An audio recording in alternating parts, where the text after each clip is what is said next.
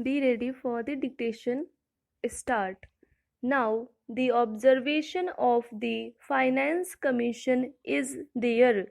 Earlier Finance Commissions, successive Finance Commissions had recommended that Union government should review the current position with respect to non-divisive pool arising out of cess and surcharges and take measures to reduce their share in the gross tax revenue. However, this has not happened. There are two ways of addressing this legitimate concern of the states. What are those two ways to address the system?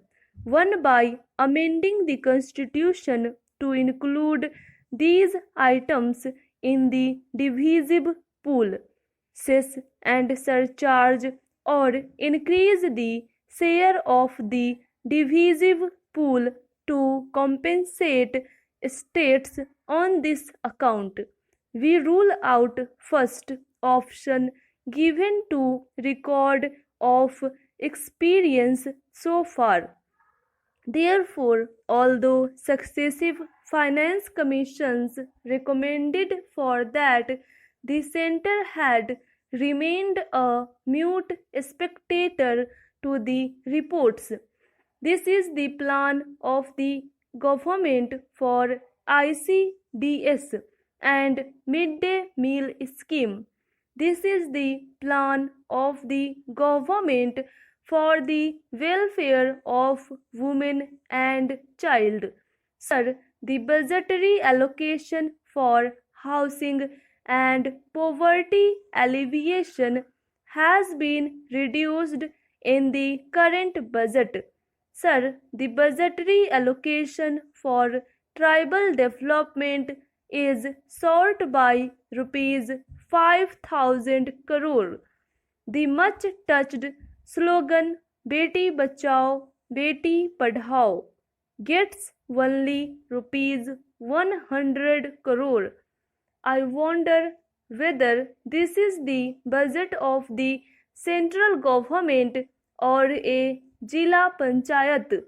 I cannot understand why only rupees 100 crore has been allocated for Beti Bachao, Beti Padhao, for which much drum beating was done, and what has my state of West Bengal, led by the Honorable Chief Minister, has done.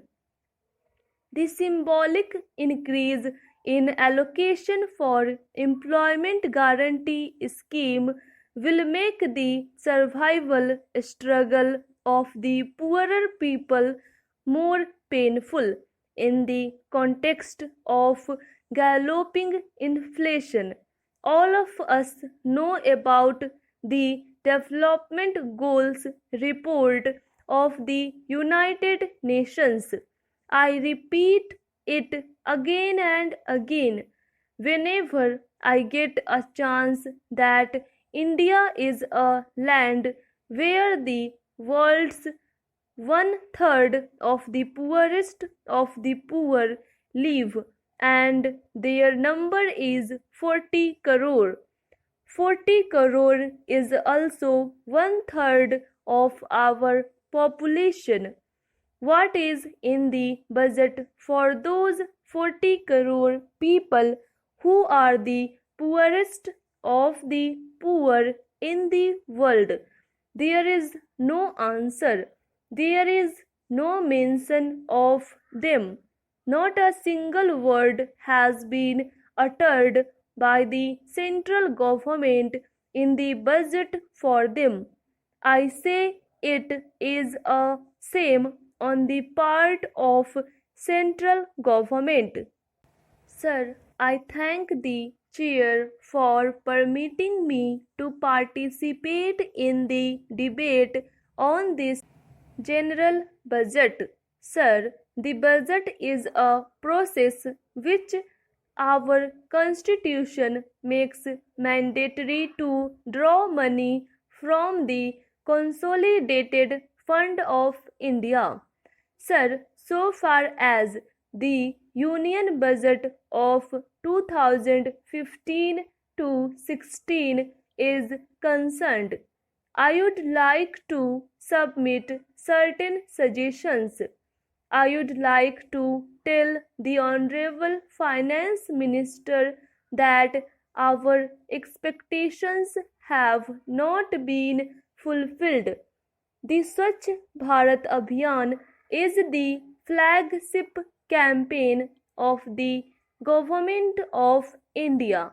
The Government of India now provides rupees 15,000 for construction of one toilet per rural household, which is insufficient due to the increased cost of raw material, and this cost would further rise due to the enhancements made in the budget. Under the valuable guidance of my leader, the Government of Tamil Nadu has completed underground sewerage scheme for 22 urban local bodies. For another 18 urban local bodies, the construction is underway.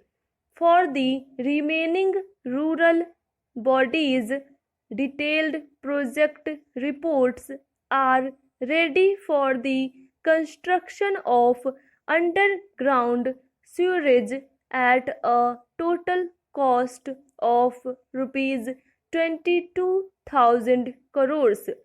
The Government of India must also focus on arranging substantial funding for the underground sewerage schemes, including concessional aid, as we cannot hope to have public health in urban areas without adequate underground sewerage.